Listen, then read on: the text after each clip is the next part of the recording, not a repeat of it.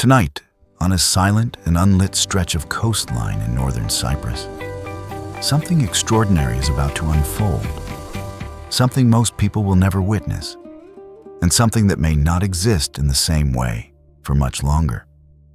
Beneath the surface of these dark, untouched sands, thousands of lives are waiting in complete stillness, suspended between survival and disappearance, preparing for a journey that has defined their species for more than 100 million years. Yet, in 2026, feels more fragile than ever before. If you care about the hidden truths of our planet and want to see what most people will never witness, make sure to subscribe to CYPRUS Real View, turn on notifications, and stay with us until the end. Because what you are about to see could change how you see nature forever.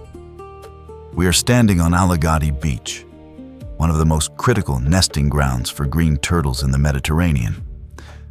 A place that appears calm and ordinary during the day, but transforms at night into a fragile front line where survival and extinction exist side by side. At first glance, the beach looks empty, just darkness stretching endlessly along the coastline. But that emptiness is an illusion, because beneath our feet lie hundreds of hidden nests, each one containing dozens of hatchlings that have spent weeks developing in total darkness, feeding on the last of their stored energy, waiting for a signal they cannot see but somehow understand. Tonight, that signal has arrived. We move carefully across the sand, every step deliberate, every movement controlled, because even a small disturbance could collapse a nest hidden just beneath the surface. In the distance, faint red lights move slowly through the darkness, marking the presence of conservationists who have dedicated their nights to protecting this delicate process. Their approach is precise and disciplined, using red light instead of white to avoid disorienting the hatchlings, because when these turtles emerge, they will rely on the natural glow of the horizon over the sea to guide them.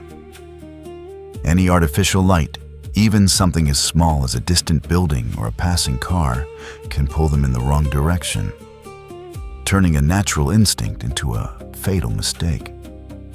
Beneath the sand, the hatchlings are already moving, working together in a coordinated effort known as a boil, pushing upward as a group, shifting the sand above them until it begins to tremble and collapse. At first, the movement is almost invisible, a subtle vibration that could easily be missed. But within moments, the surface breaks open, and the first hatchlings emerge into the open air for the very first time. They are small, fragile, no larger than a human hand, yet their behavior is immediate and instinctive. There is no hesitation, no confusion, only a direct and urgent movement toward the brightest point on the horizon. As more hatchlings pour out of the nest, the scale of the moment becomes clear. Dozens of tiny turtles begin their journey at once, creating a chaotic but purposeful wave of movement across the sand. This is not random behavior, but a survival strategy, because by emerging together, they overwhelm predators through sheer numbers. Birds, crabs, and other nocturnal hunters cannot catch them all, increasing the chances that at least some will survive.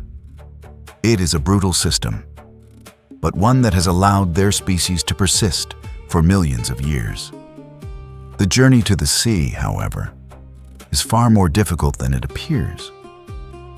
For a human, the distance is short, just a few dozen meters. But for these hatchlings, it is an exhausting and dangerous trek across uneven sand that shifts beneath every movement. Their flippers, designed for swimming, must now push against a surface that resists them at every step, draining the limited energy they have left. Every second matters, because the longer they remain on land, the greater their exposure to danger. The conservation team watches closely, intervening only when necessary, carefully redirecting hatchlings that become disoriented and removing obstacles that could block their path. Their role is not to interfere with nature, but to compensate for the changes that human activity has introduced into this environment. Light pollution from nearby development, increased coastal activity, and shifting environmental conditions have all added new layers of difficulty to a journey that was already one of the most dangerous in the natural world. In 2026, one of the most significant challenges lies beneath the surface, in the temperature of the sand itself. Unlike many species, green turtles do not have genetically determined gender at conception. Instead, the temperature during incubation determines whether hatchlings become male or female. Warmer conditions produce more females, while cooler conditions produce more males. In a balanced ecosystem, this system maintains stability, but rising temperatures are beginning to disrupt that balance. This year, prolonged heat and warmer nights have pushed sand temperatures higher than usual, increasing the likelihood of heavily skewed female populations and raising concerns about long-term reproduction. As the hatchlings continue their crawl, the glow of artificial light becomes visible along parts of the coastline, a reminder of how close human development has come to these critical habitats.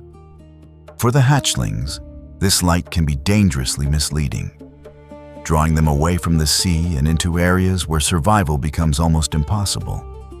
Some begin to veer off course, their path shifting slightly at first, then more dramatically, until intervention becomes necessary.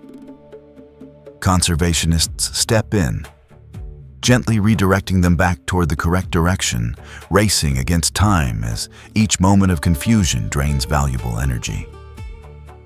Despite these challenges, many hatchlings manage to stay on course, guided by the natural brightness of the sea horizon and the sound of waves ahead.